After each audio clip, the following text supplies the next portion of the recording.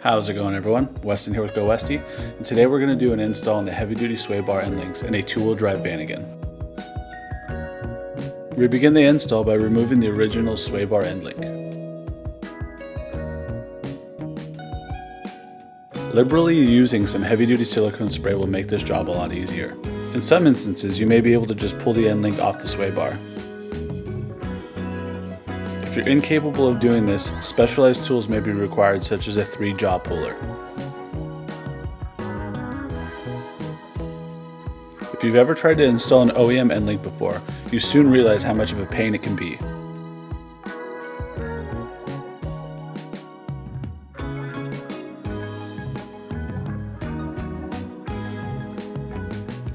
The heavy-duty sway bar end links offered by GoWesty are much easier to install. Start by installing the sway bar end link bushing. Again, applying some heavy-duty silicone spray makes this a lot easier. Slide on the washer with a larger hole and a bushing. Then slide it into the lower control arm. Assemble the upper clamp as shown, being sure to use anti-seize on the stainless hardware. We tighten all the hardware but do not quite torque everything just yet.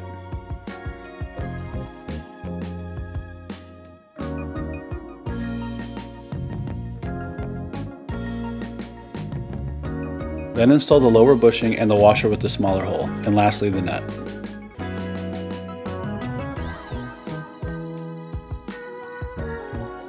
Once this is in place, tighten it down and torque it. Then move back to the clamp hardware and torque those as well. And that's it. You're all done. Thanks for following along, and we'll catch you on the next one.